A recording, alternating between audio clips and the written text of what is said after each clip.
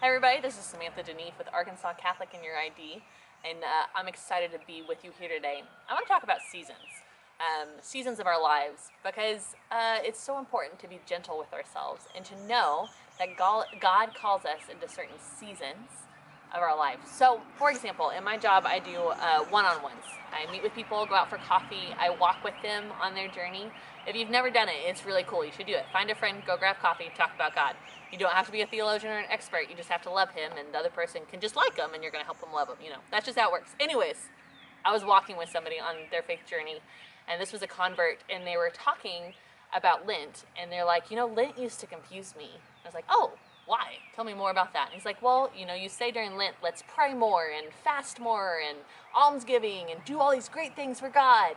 And he was like, but we should be doing that all the time. So why do we have a special season just for that? And I was like, oh, that's a very good point. But he said, I learned that in life there's a season for everything. And there's some beauty in the liturgical calendar that we have that, as we get off kilter, there's another time to jump back on. It's just like, New Year's Eve resolutions that we have.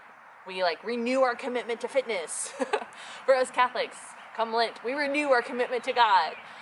So I really want to encourage you in your life, especially when it comes to prayer. There's seasons of prayer, and your prayer is going to look different no matter where you're at in your walk. So, for example, I have two littles, a 4-year-old and a 1-year-old. And in my job, I do a lot of talking about how important it is to get up and first thing in the morning to pray. It's the most important thing you do.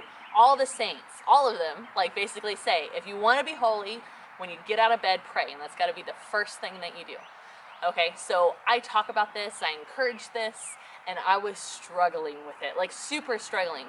Because my kids knew when I woke up, I could wake up at 4 in the morning, and they would wake up, and then I wouldn't be able to pray. I could wake up at 3. It didn't matter when I woke up. They would wake up, and I couldn't pray. And I was getting so frustrated with it, so frustrated, until I realized that God was calling me into kind of a different season. So for me, with littles, what I had to start doing was doing 10 minutes of prayer in the morning, and then getting in a good chunk at lunch, and then right after school while they're eating a snack. And that might be your life if you have little kids. Now, it's not an excuse to not get in a good chunk of prayer, because we need to get in a good chunk of prayer. But I just want to encourage you in your life, in whatever season you're in. Maybe it's a season of suffering. Maybe it's a season of beautiful, bountiful prayer where you can spend an hour a day at sunrise in prayer. Whatever it is, realize that it's a season. Thank God for it. Revel in it, but also be prepared for your next season. This is Samantha. I look forward to speaking with you guys next month.